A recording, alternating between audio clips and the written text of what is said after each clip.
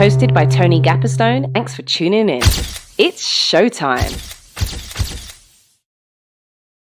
It is showtime, everybody. Welcome to the 205th episode of the Brave Maker podcast. This live show today is hosted by me, Tony Gapperstone. My pronouns are he, him, his. I'm wearing a black shirt. I'm a Caucasian guy with some yellow glasses in our Brave Maker studio that has the big pink letters in word Brave Maker behind me with some faux green. And I am a filmmaker. I'm an actor. I'm a screenwriter and director, and I'm based in Redwood City, California. And I get to do this Brave Maker work since 2018. I absolutely love it. Every week we talk to makers, creators, actors, filmmakers, all sorts of people from all over the world.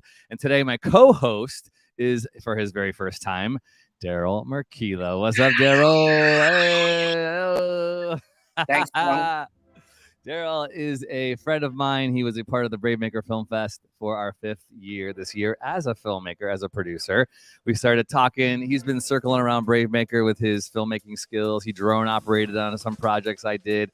Shout out to Priscilla Lamb, who connected us, also a co-host on the show. But Daryl, you're in now. So give everybody your introduction. Tell people what the story is, who you are.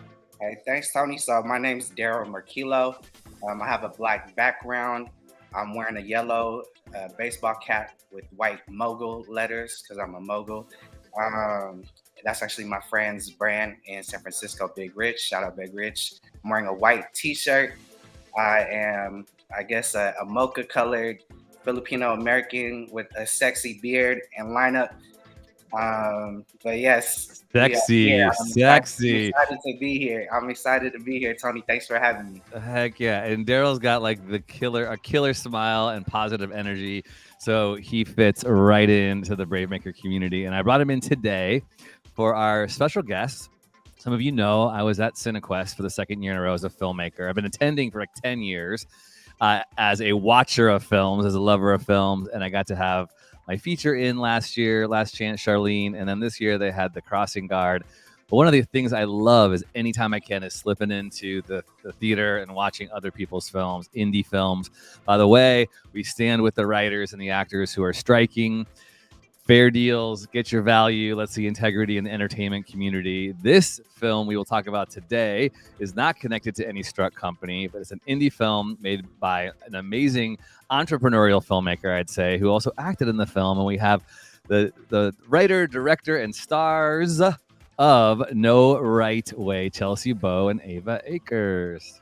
Hey. And we also have our Interium agreements through SAG as well, which is really important so that we can do this all above board.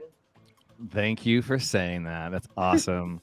Well, Chelsea and Ava, by the way, 2 cool names, Chelsea Bow, Ava Acres. I mean, it's like you fit right in to Hollywood. Okay. Why don't you two, before we kick it off with some questions, why don't you two do your introductions, who you are, pronouns, and visual descriptions. Chelsea, we'll start with you. Sure. Hi, I'm Chelsea Bow. My pronouns are she, her.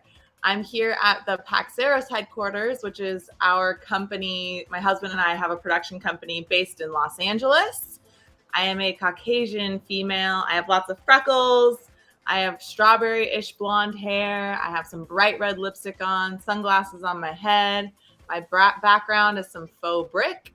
I'm wearing a cool black tank that says pain is temporary and film is forever. So I feel like that's a pretty point for this. And I have some cool dangly earrings and green eyes. That's Good me. ones. Good ones. Ava Acres, you're up. Hey, hi guys. I'm Ava Acres. My pronouns are she, her. I grew up in Los Angeles. I live in LA. I'm an actress and a screenwriter. In my background, I have my keyboard right there, and then my sister's guitar. I'm here at my breakfast table. I have brown hair, bangs, brown eyes, and I am a Caucasian 19-year-old woman.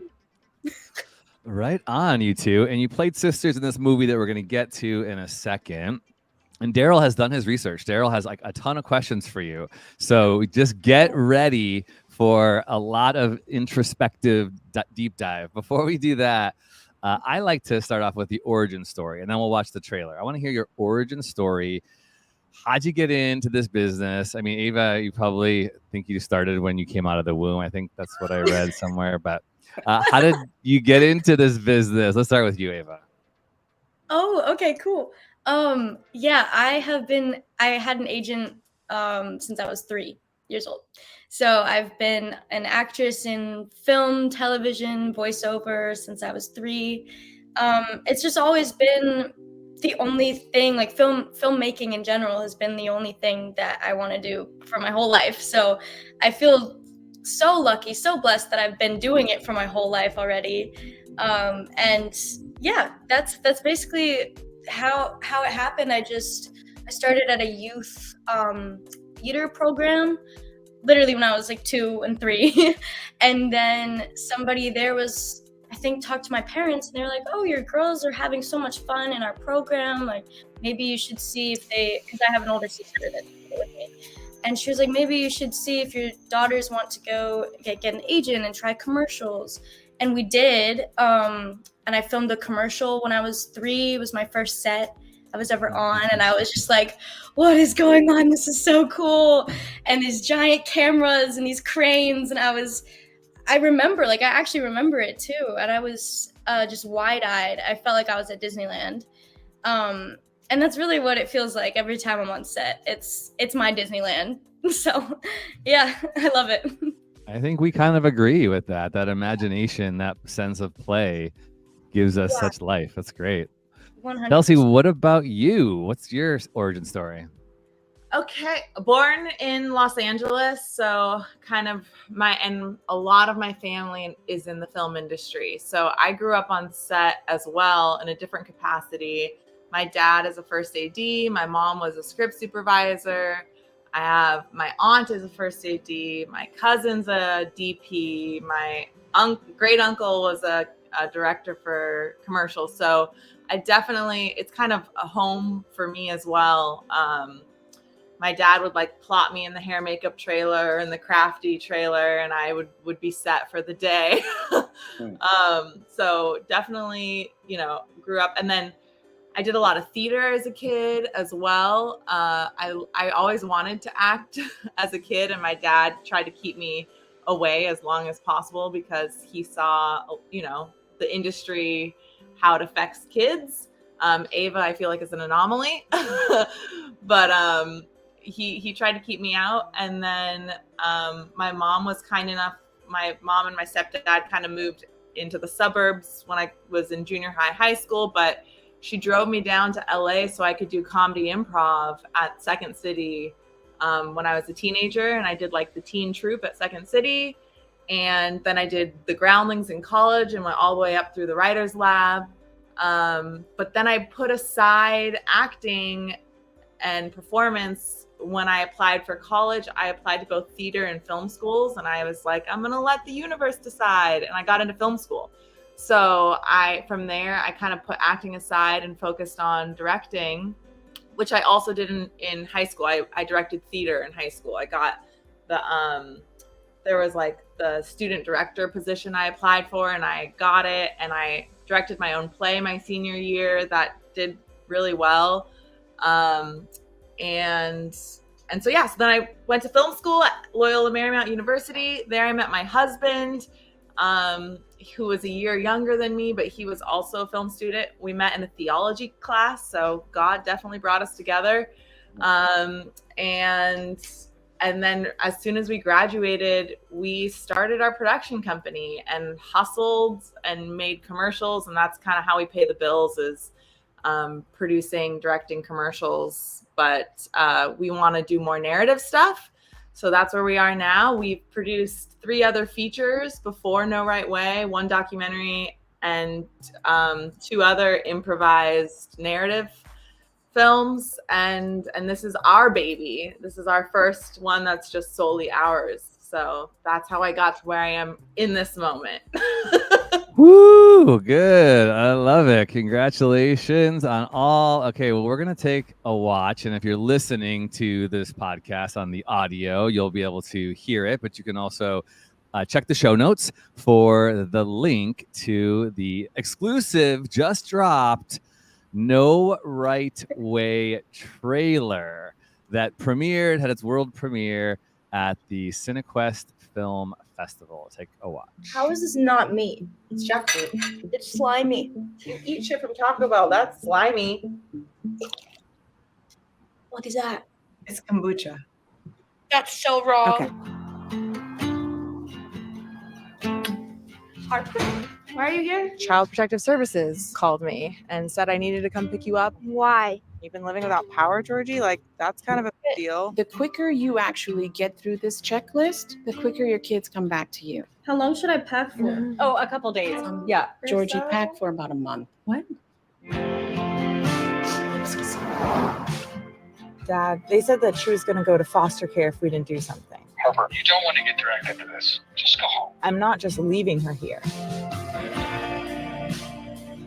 I hope you know that I'm here for you if you want to talk. Is this like a therapy picnic? Let's do something fun.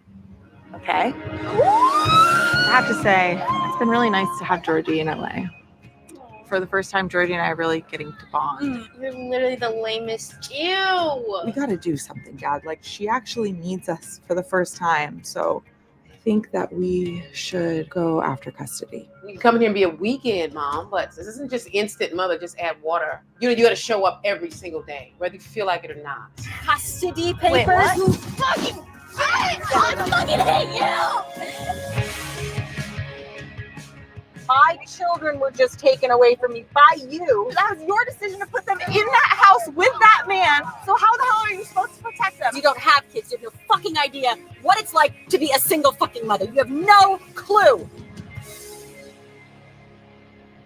I swear on my life, I will always be honest with you from here on out. Well, if we're being honest now, you better hide your keys from me, because I'm going to steal your car and I'm going to run away from you. Thanks for the heads up.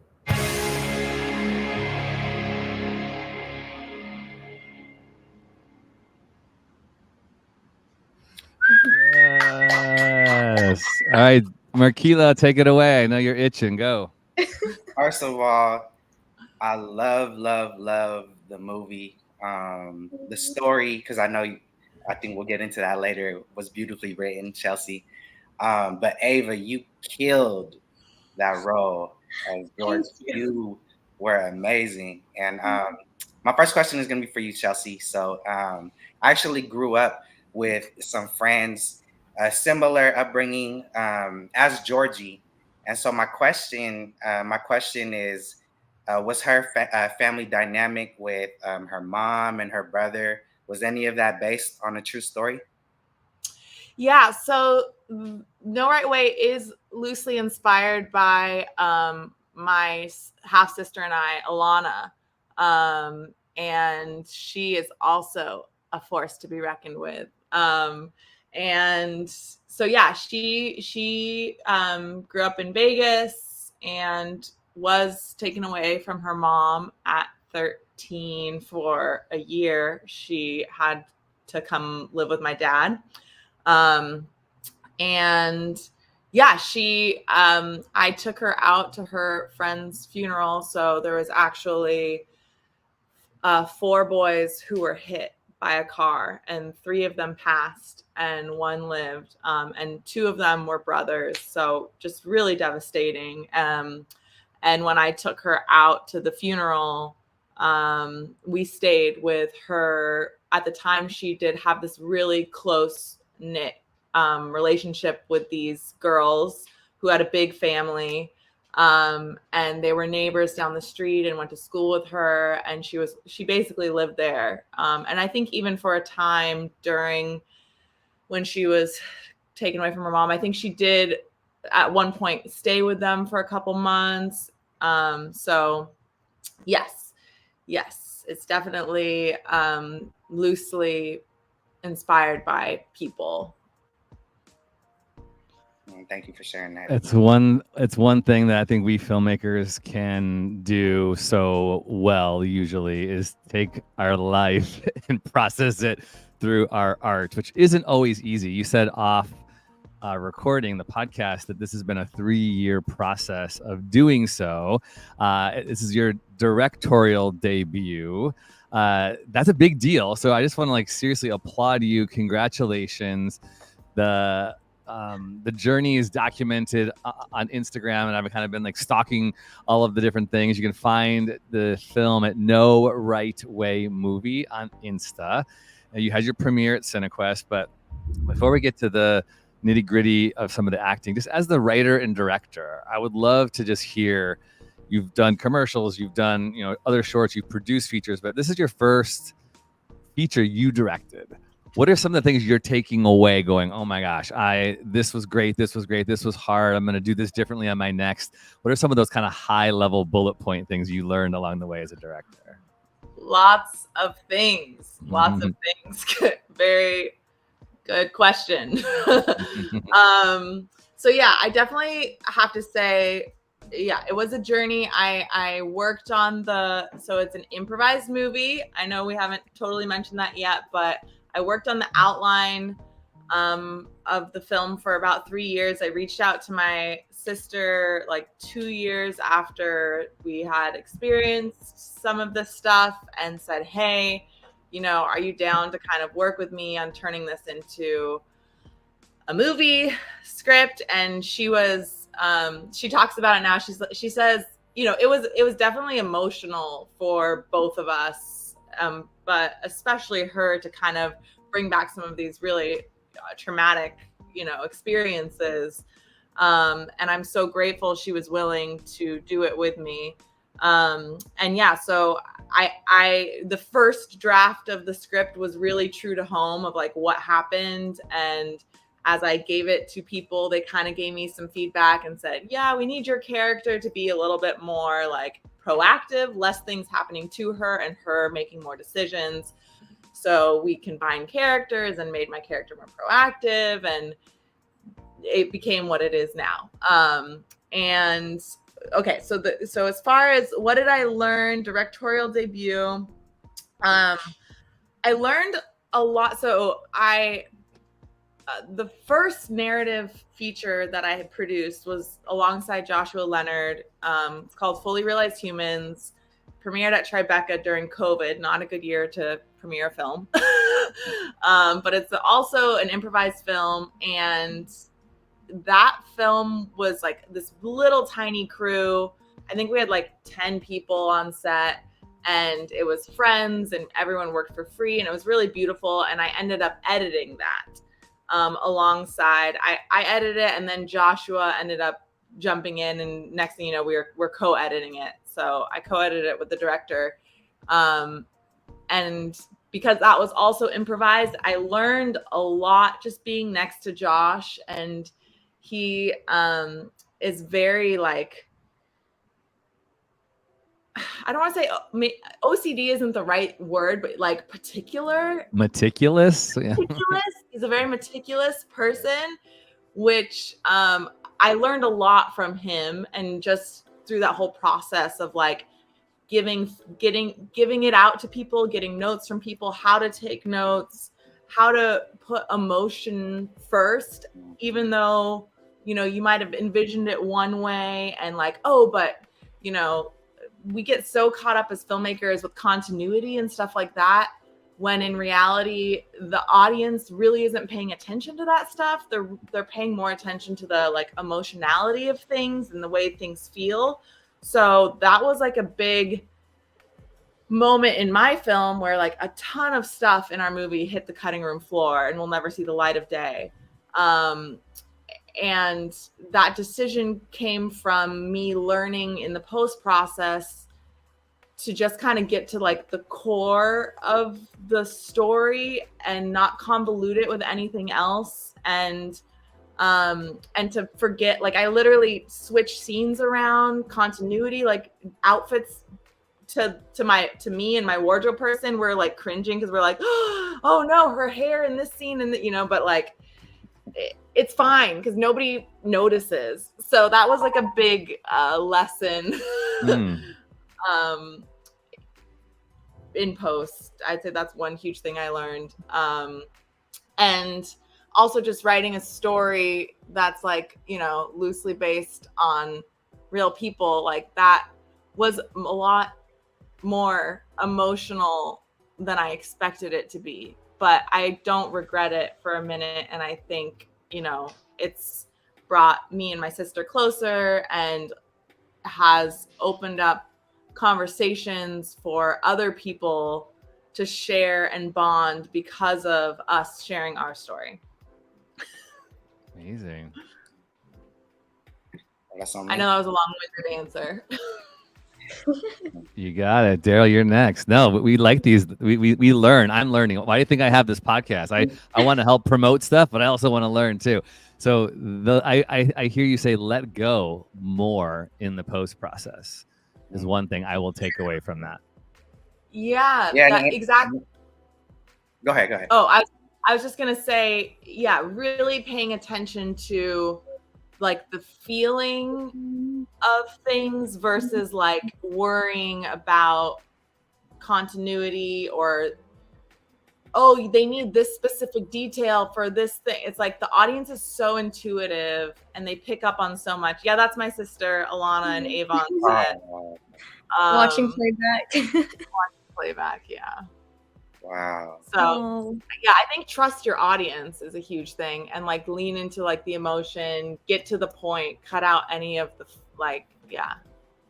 So good. Well, in terms of continuity, I know that it's a good movie when I don't notice that your hair was in a bun and not in a bun, or you know what I mean, the collar went this way, and then when I know it's a good movie when I get lost in the story and I didn't pay attention to any continuity mistakes, Chelsea. I was lost in the characters. I was lost in the story. So great job on your directorial debut. Thanks. Joshua always said to me when we were cutting Fully Realized Humans, he's like, if they're noticing that, then we have bigger problems. Which I think is the truth. That's like the point. It's like you want them to get lost in the story. And if they're worrying about continuity, then there's a bigger problem with your movie. Gotcha. Well, my next question is for Ava, who, like I said at the beginning, you killed that role of Georgie. It was like I couldn't even picture you like as an actor. I was like, man, this girl is real life. Like, Thank you. You really killed that. So Ava, my question to you is, you have a line in the movie where you know, your character isn't close with her father, and you explained to Chelsea's character Harper, you said that dad only expresses love by writing a check and then he's on his merry way. And my question for you, just as a human being, as a child growing up, what do you think a parent's bare minimum should be? Let's say they are providing financially, and let's say maybe they are pursuing their career or their passion, but what else should be included in a bare minimum from a child's perspective? Wow. Oh my gosh, that's a cool question. Yeah. You know, on one hand, it's tricky for me to talk about because I'm not a parent, you know, so I don't know. I can't really say like, oh, they should be doing this or the other because I'm just not in that situation in life yet, you know, but I think, I think from Georgie's perspective, it was really just, she was missing that emotional support. And I think as a response, Georgie grew up and she just kind of puts on this front of, I don't need anybody. And I'm tough. I have no needs. I have no wants. You know, I can provide everything I ever want and need for myself by myself. And I really think that, you know, she would never reveal this to Harper or anyone else, but really that's not how she truly is inside. It's more of a front and just a way to survive the situations that she lives through. But yeah, I mean, I agree with her. Definitely. I think that love and support from your family is so important, and some people are so lucky to have supportive parents, and a lot of people don't get that. And I mean, in my life, I've been lucky enough that my parents support my career in the arts, which a lot of people would be like, you know, why aren't you at law school? Why aren't you being an accountant or something, you know, a doctor? But my parents were, my dad's an artist, he's a musician, and my mom's in like computer tech, so actually completely different, but she still is all for, you know, filmmaking and whatever I want to do. So I'm really fortunate in my own life enough that they were right there with me, supporting me. But yeah, that line was completely improvised too. I don't know, you know, I was just speaking through Georgie, and so that wasn't in the script, and it just felt true in the moment. And I think that, yeah, for Georgie, that's just how it was. And I had to really get in her brain, in her psyche, to know her story like that, or even come up with Georgie's story in a lot of aspects. I just came up with things. But yeah, I don't know. It's funny because speaking in character versus in my own life is like a lot of things were completely different, and then some things really overlapped.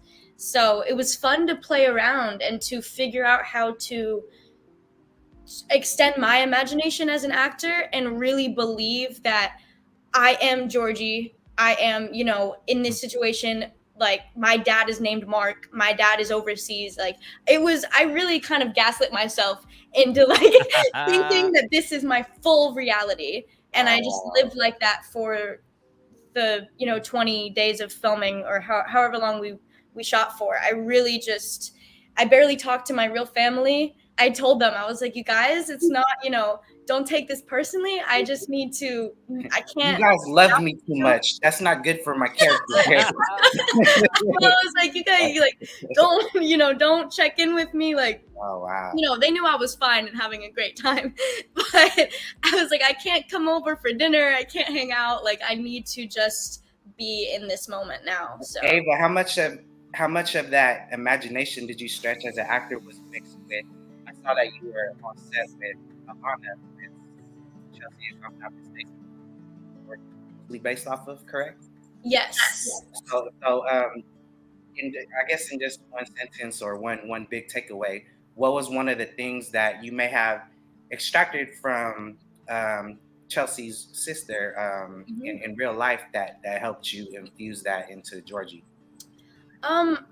Honestly, there were so many. I mean, so many things that she helped me with. I just made a big point to ask a bunch of questions, as many questions as I could. I mean, I asked her what music she listened to when she was 13, and I made a playlist called Georgie, and I just put all of those songs, like those. There was like, you know, those 2010s like songs on the radio, the pop songs, or a song from Fast and Furious, like, and I would just play them in my head, or, you know, in my headphones, in between, or like on lunch breaks or something. So I asked her random things like that, but I just really like being specific and intentional with my characters. And so if I'm lucky enough to have somebody that it's loosely inspired by, I just want to know everything that they're comfortable and open of telling and sharing with me. And thankfully Alana really was. She was so down to help me, and we had, you know, deep discussions, and it was just a very safe and open space where we could just share. I could share places where I relate to her, and she could, you know, tell me a bunch of stuff. And I kind of pick and chose what I wanted to implement in Georgie. And I also asked her, you know, what do you want me to incorporate into my character? But another thing, kind of random thing, but super important, was the physicality of Georgie. I think I took a lot from the way that Alana is always confidently walking into a room. She's not afraid to take up space and to use her voice and say what she thinks. And I think that's so admirable. And Georgie's also like that too in her own right. And so, yeah, I really focused on that, that kind of confident, cool and casual physicality that I don't even really walk around with in my own, day-to-day life. I think I should probably work on being more comfortable taking space, but I mean, we can all learn from our characters. We learn a lot from our characters. So Georgie's helped me with that a ton. I like that, learning from your characters. That's really cool. And I also really appreciate just hearing you talk about, I mean, every actor is going to have a different process. I really think every actor, I don't like using shoulds, but, needs to consider doing a playlist for their characters. What would their character listen to? Like, that's such a really easy thing to do. And I know a lot of actors in between takes, they put their little buds in and they walk off and they get into that space with music. And I definitely identify with that. That's really cool. But do I hear you correctly? Did you have, would you say, you didn't use these words, but would you say it was a little method? Did you find yourself when you weren't on set, kind of like having a little bit, I don't know if this is the correct word, but Georgie's super likable and fun and real, but she's also carrying a lot of trauma and angst and frustration. I really love the way the film opened up both characters. It could have gone a totally different way. Like, actually kind of spinned my expectation, just so you know, when you think about the film you're going to watch. Both characters have a real likability. Georgie's caring for her brother. Harper comes in and could have been really judgy and finger waggy, but was really chill and peaceful and caring. I really like that. Side note. But for you, Ava, outside of being on set during those 20 days, what was that like in that headspace of just going, I need to be in this character? Yeah, it's kind of funny. I didn't really, going into it, I didn't think of myself as like, oh, I'm a method actor. Like, I'm going to do this. But I did whatever works for me. And I think the word for it would be method acting. But I don't think that there's a right way to do, there's no right way to do any character. See what you did there. Oops. There's no right way to approach a character. But for me, I just like, especially with improv, but I think I want to approach every character as close to them as possible, or as method as possible. So I really just lived in her conscience, in her physicality, in her voice even. I made my voice a little higher and more, I guess, youthful sounding, and the vocabulary, I completely changed my vocabulary in even just day-to-day speech. I said more like, I guess, like laid back words and sus, and like I don't say stuff, but I was just trying to think of any little details that I could just feel closer to her and really do her as a character and a full human in this movie as possible, but yeah, I guess it's funny. Okay, so our DP, Pete Soto, I only met him, when we were filming already, like on set. So he knew me just as Georgie, even when we, Chelsea calls cut and we just are hanging out, like I am still in character. At lunch, I'm eating with my mouth open and like talking while chewing, and like I'm, putting my feet up on the chairs, and I'm sitting on a counter and just, doing random stuff. And so he knew me as that. And I had my first conversation with our DP as myself when we wrapped. So like Chelsea, we called wrap, and we were driving back to Los Angeles from Vegas, because we ended the shoot in Vegas. That's when we officially finished. And so I hopped in the car with him, and we drove some equipment in the car, like back to California. And I started talking to him just as myself, I could let it go, and I just kind of switched, and it was just Ava. And I looked at him, and he was kind of looking at me, and I thought in my head, like, is he gonna say something eventually? I feel like he's gonna address this, And then he was like, you know what, Ava, I realized you were in character this whole time for like 3 weeks.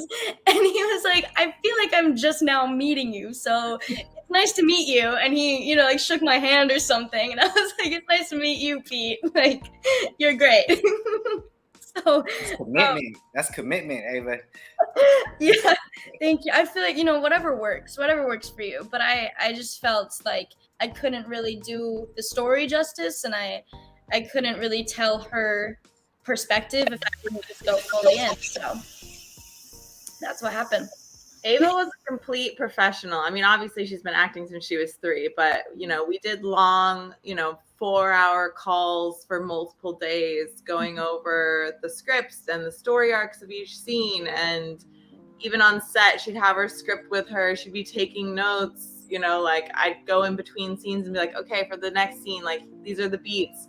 And she'd have her script out and she'd be ready to take notes. And we'd rehearse the scene together. So the entire time she was like just a dream, like the dream type of talent you want to work with. Somebody who's just so dedicated, so invested with their heart and their soul, and like, attentive and doing their homework. So I just felt so blessed to have Ava on this project. And also dreamy. Outside of that, like just there for my emotional breakdowns, which came often, and for Alana's emotional breakdowns. Like Ava was just like the rock human who was just perfect for this job. Every time you had an emotional breakdown, Chelsea, did you tell Pete, all right, start rolling.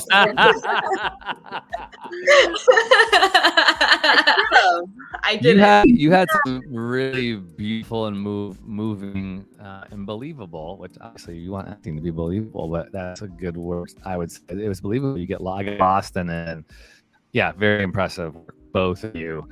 Great chemistry between you, and was one of the reasons why when I was at CineQuest and I saw the film, and then I stayed after, obviously, for the question and response time. I was like, I got to talk to them, because I assumed wrongly that you had, and we don't have time to even get into all this. You have a lot of great, supporting characters in this that you would recognize from, film and TV, like Veep and Happy Endings and other things. It's really cool. And then I thought, oh, well, surely she must have known Ava beforehand. But no, you did all this through a casting director officially and got some really great performances, which was cool for me because I've never used a casting director. I'm always, either casting on my own or casting with my friends. And it's worked so far, but I would like to try. But I know that takes money, and I want to hear about this side here.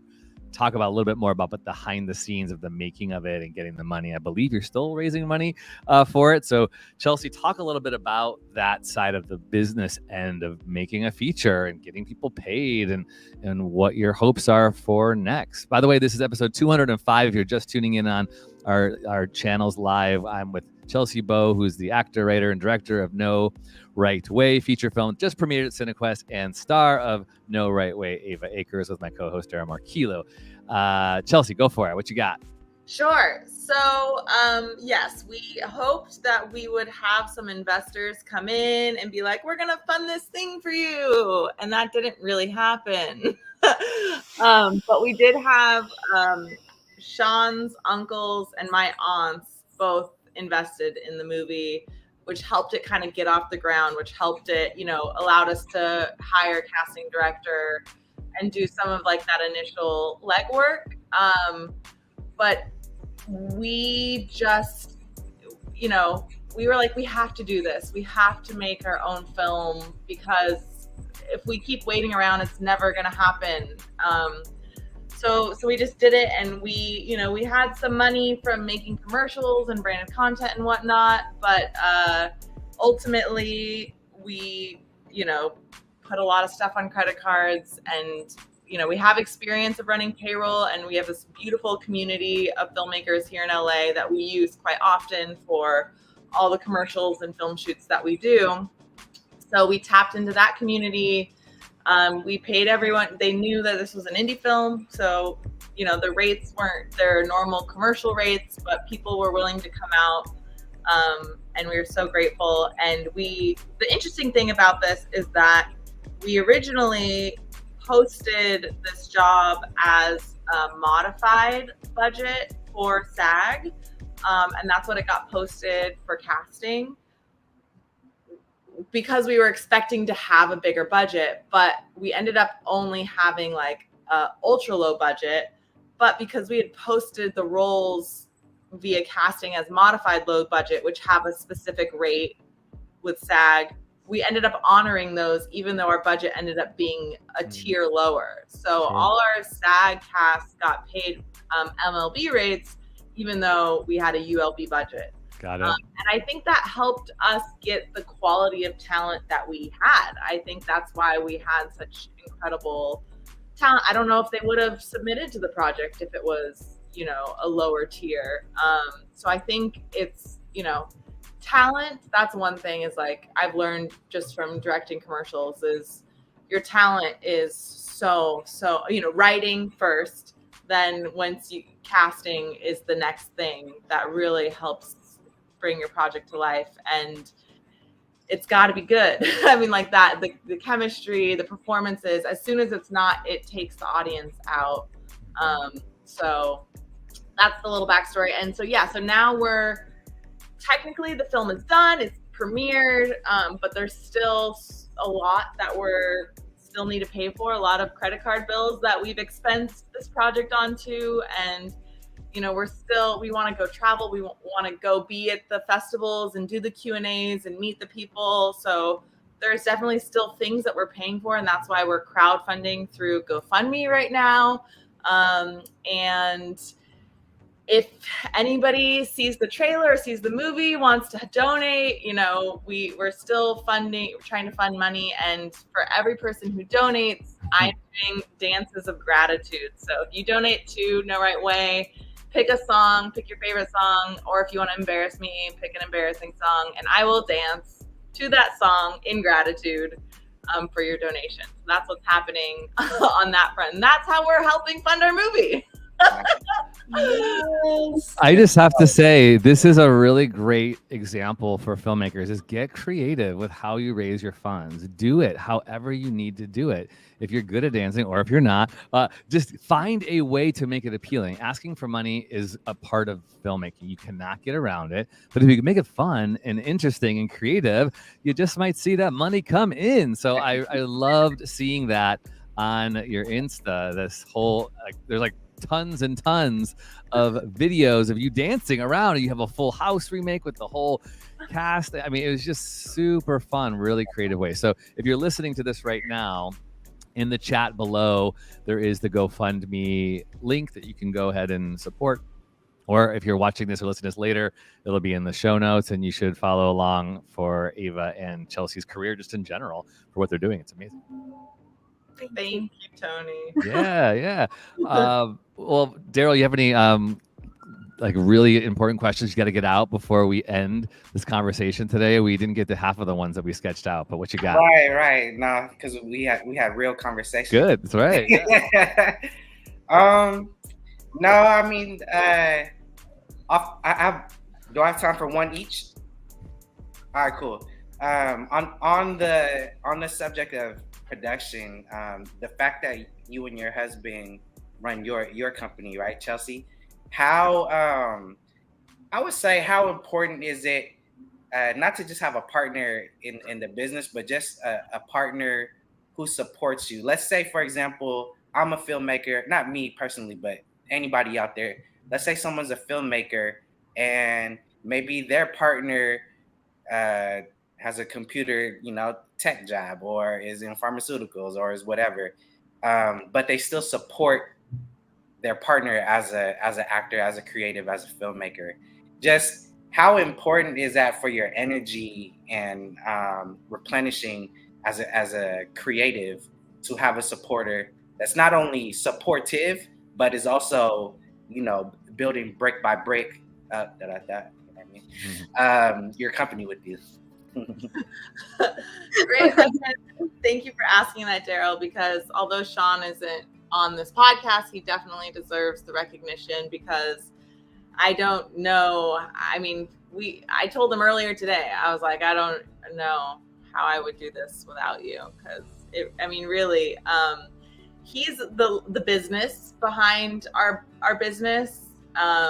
and just has that business brain that I so desperately need, and keeps my calendar together and my life together. So I definitely, as far as Paxeros goes, you know, we really have a nice symbiotic relationship where we just balance each other really well. And he has just been extremely supportive throughout the whole thing, even when I transitioned from just directing this film to directing and acting, which happened kind of last minute. And he was just completely supportive the whole way through, and still is. And I would say for other creatives out there, you know, how important is it? I would say, I wouldn't say it's impossible. I don't want to say anything is impossible, but it's really important to have your partner just holding space for you, because being a creative, it takes a lot of energy, and you know, you got to kind of put everything out there on the line, and that takes guts, and having someone just kind of there to catch you when you doubt yourself or when you fall is like, you know, it would be really lonely if you didn't have someone to do that. And so we definitely need those partners, those people in our lives to kind of just hold that space for us and encourage us, because otherwise, you know, I'm sure there are people who do it, but I feel like it's so rare. Like, and I feel like, you know, Ava was one of those people on set for me too, just, you know, supporting when I went from just solely directing to acting alongside of her. She was extremely supportive. Eliza was really supportive, and they were both like, yeah, like, let's do this. You got this. And it makes a world of a difference. I think if they doubted me, I would have definitely doubted myself as well. Been like, oh gosh, I don't know. But it meant a lot that they were there rooting me on in front of, you know, in scene. Always, Chelsea. And we didn't even get a chance to talk about that part, but real quick, Chelsea, you were not supposed to be the lead. You were not supposed to play Harper. You just wrote Harper. You were going to direct Harper. And then the day before, or a day, you had some things. You want to quickly say that story? Yeah. So I had a web series that I acted in immediately out of college, and I acted and directed and wrote it, and, you know, a lot of the hats. And after that experience, I was like, never again will I ever do that to myself, because it was just hard. And I felt like my performance lacked because I was so busy doing all the other jobs. And then, you know, what is it? You tell God your plan and he laughs. It was one of those things. And so I really, I wanted to have someone else play Harper so I could just really focus on, you know, my directorial debut, focusing on the directing aspect. But when push came to shove, I think we just realized that if anybody knew the story the best, it was me. And we made a last minute call for me to act in it. And I think it was also something like divinely guided, because it didn't give me a chance to overthink it. I just went into survival mode and just was like, all right, let's, I mean, it truly just like, I had to dissociate and just be, and it didn't give me a chance to overthink anything. And next thing you know, I was in it. Which helped, I think, with the improvising. It allowed me to kind of be like an inside agent and steer the scene and the conversation in the direction that I knew it needed to go for the edit or for the story. When I felt like we were getting off course, I was able to bring us back. So it ended up working quite nicely. And I think I had a lot of resistance to acting over the years, and it kind of, you know, it brought me back into a passion that I'd put down for a really long time. Mm-hmm. And you were amazing. And I loved getting to work with you. I wouldn't want any other co-star. So a fun fact is Ava and I, our first scene we filmed together was the park truth or dare scene. Oh my God. Oh, the therapy picnic one? That's fun. Yes, the therapy picnic scene. Yes. That's great. Awesome. Well, if you're wanting this insider information, you're going to need to track down how to watch this film so you can see all this juicy stuff on screen that was not meant to be and how magical it was. All right, Joe, you got one more question for Ava. What is it? All right. This is off the story from No Right Way, but I did my research on your credentials, and your IMDb is longer than Train Smoke. I wanted to ask you a question about you mentioned it earlier that you do voiceover acting as well too. Yes. I'm just curious because you tricked the hell out of me as a audience member when you told Harper, I'm 14, and then you said you made your pitch higher. You used words like and sus and breath. You know what I mean? And then I go on your Instagram, I'm like, you're a full adult who can vote in this world and carry on. And so my question is, back to voiceover, back to your voiceover bag. What has been the funnest project that you did as a voiceover actress? Oh my God. That is really, okay, that's so hard. I think voiceover is so fun because, you can literally transform into anything, any person or animal or inanimate or object. Not inanimate at that point because you're voicing it, but so it's just such a different, it's really similar to acting. You really have to embody the character, and even though you're not being recorded on video, it helps to adapt the physicality of whoever you're voicing anyway. So you kind of just play with your imagination, and it's so fun. I was on Adventure Time.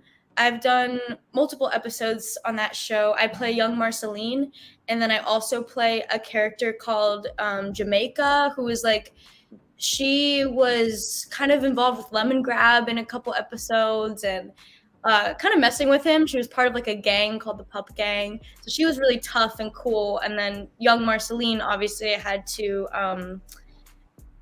replicate the vocal patterns and kind of texture of older Marceline. So that was an endeavor in itself. I just kind of listened to Marceline, the older version, over and over again. And I don't know. Okay, so I think Adventure Time, I love that show. And the creators are so free and open. And we could improvise, actually, a lot of our lines. And we could add our own words. And they let us, add our own vocal reactions. And sometimes, when I first got on the show, I think I was probably 8 or 9 or something. So sometimes I would stutter or mess up my word, or I wouldn't know how to pronounce something, and they kept it in. So it's a very collaborative space, and it's very authentic. And watching the show, you can really tell, it is just really whatever happens in the booth. It gets to the show. So that's really cool. I also played a male penguin for Happy Feet 2. I saw that. Yeah. My son Eric, and that was fun too because I got to play a boy, a boy voice. So that was cool. It's more. I approached it more grainy, the little raspy boy, and the character was younger than I am, so it was okay that my voice was high. And I was a penguin, so come on. And I love the Happy Feet. The first movie, I was obsessed with it. So even just auditioning for that, I was freaking out. So I don't know, everything. I'm blessed. I'm really grateful. I'm so grateful. So fun. Yeah. If we have more time and there wasn't a strike, I would ask you some other questions about some other shows that you got to do, which is so cool. But you two I have both. Another fun fact really quick. Sorry. Yeah. This job was Ava's first job as an adult. So nice. She was 18 when we shot it, and it was her first job that she didn't have to have her parents tagging along, which was a big time deal. driving myself to set. That's so fun. First time getting to say the F word so many times too. Yeah. That felt good. Oh, that felt awesome. I've never yelled at my director or called my director a BITCH. Oh, that's so I do that fun. in a lot of scenes. So that felt kind of weird. I was like, oh my God, this is also someone I love so much in real life. Like, you pulled her hair in real life too? In the in that car scene? Oh, yeah. Was that? I was scared. I didn't want to actually do it. I didn't want to hurt Chelsea. But she was like, Ava, come on, you just got to do it, man. Like, you're not going to hurt me. It doesn't hurt. I'm fine. Just go for it. I was like, harder. So good. Like, dude, just go for it. So it sounds like Chelsea never had to say, let's just pull it back a little bit. She's actually pushing you to the edge like a good director. That's amazing. Oh, yeah. She's a badass. Well, you two both are badasses. The badassery is complementary of one another. Very excited for both of you and for your film. And if Bravemaker can help with getting the word out, we will. And this will be, out in the internetiverse, hopefully getting some more eyeballs on your work. And we hope any of you out there who want to help support can go to their GoFundMe page. We're not done yet. Stay tuned for our favorite things of the week. Brave Faves. TV shows, films, books, songs, technology, clothing, podcast, food, and more. These are a few of our favorite people, places, and things. Brave Faves. Okay, I'm super late to this show, this series of Ghosts on CBS. It is on Paramount. I'm watching it. I'm binging it with I have 3 sisters, 12, 14, and 16, and it's a show that the whole family can watch, and I am loving it. It's funny. It's well written. It's a great ensemble. The themes in the show, I mean, Chelsea, you mentioned this earlier about theology. I, too, have a degree in theology, so I'm a theologian / filmmaker, and this film deals with so many cool things. So it gives me a lot of things to talk about that I then bring into my faith community and make them watch it and talk about it too. So if you haven't watched Ghosts, there are 2 full seasons, obviously because of the strike. 3rd season is on hold, but it's really, really great. So I recommend that. Daryl, what do you got? What's your brave fave of the week? Thanks for Ghosts. I need to check that out, Tony. Well, my brave fave, I was talking to Tony before the broadcast, was last night, Beyonce turned the Bay Area into the Bay Area. I was amongst the Beehive. We were going crazy.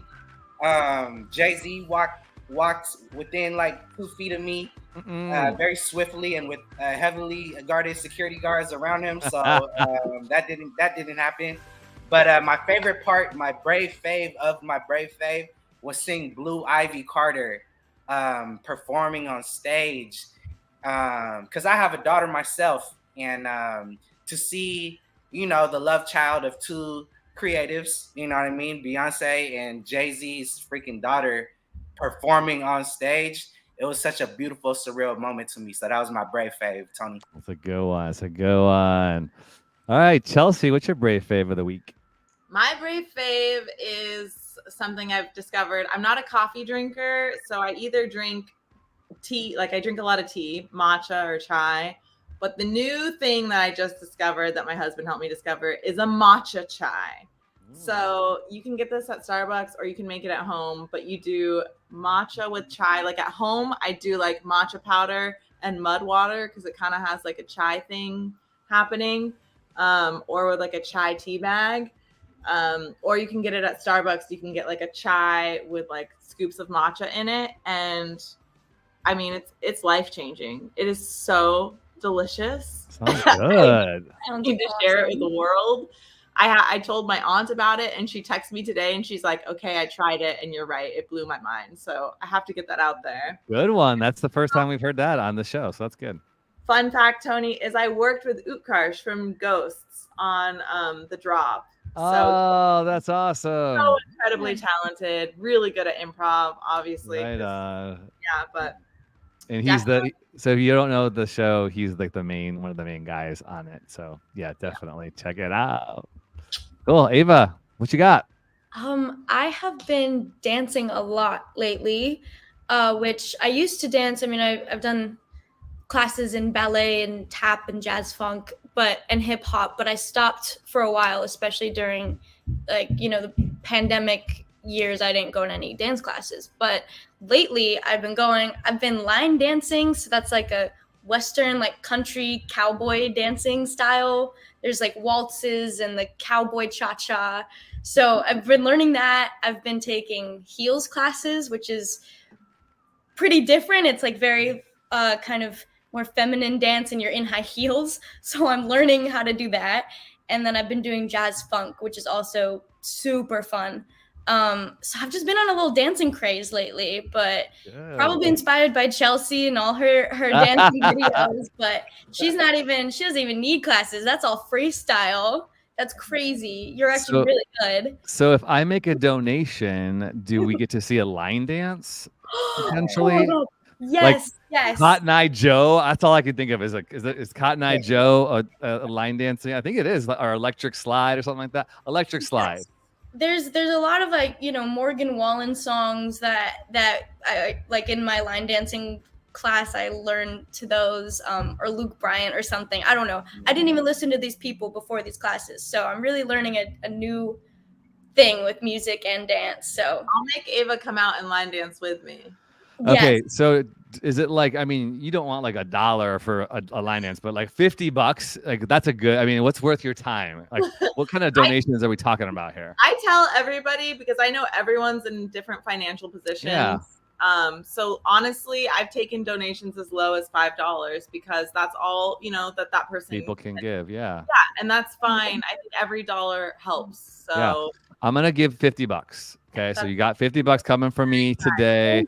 Zell it out. If you want to do that, you can go to their Instagram page. Chelsea, where do you want people to go to follow you?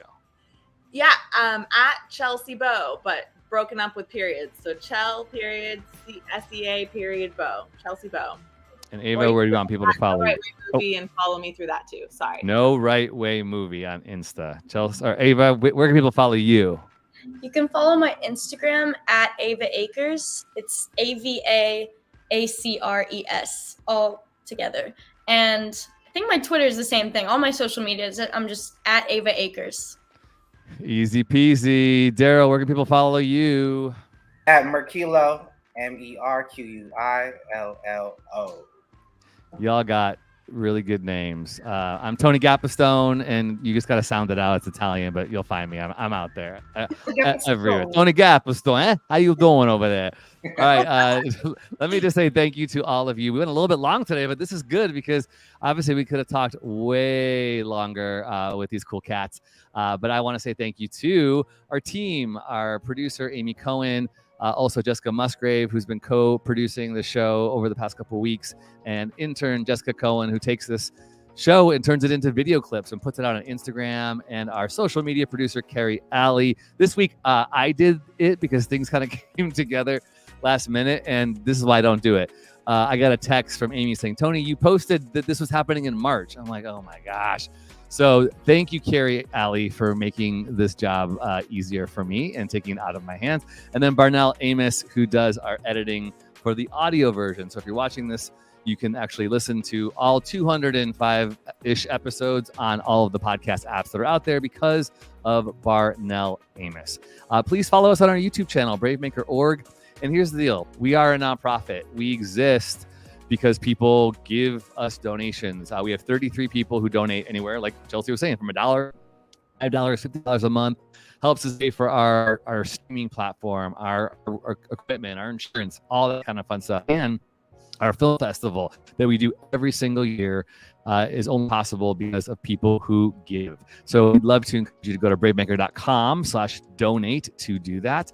Or you can text right from your phone. Just pick up your phone and text the word Bravemaker to 44321. That's 44321. And just use the word Bravemaker. It's one word. All right, everybody. Thank you so much for listening, for watching. Really appreciate it. Follow these cool cats. And let's have you back again. And if you're ever in the Bay Area, let's connect. Or when I'm in LA, Daryl and I maybe can connect with you. We're down to Time to clown Down is to a line great word. dance. We're down Down to line dance. Yeah, we're down to Yes. line dance. Let's do That's it. right. all of the above.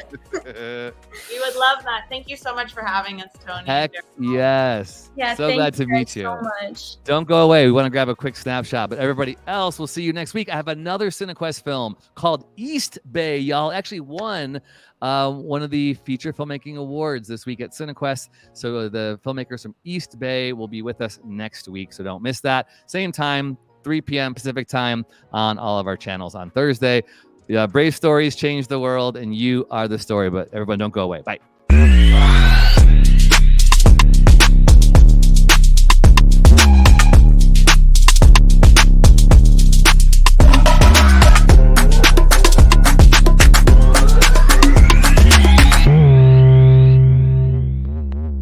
Follow us on Instagram, Twitter, YouTube, and Facebook at bravemaker.org. Like, subscribe, and share. To become a monthly donor, text the word BraveMaker to 44321 or go to bravemaker.com/donate. Thanks for tuning in.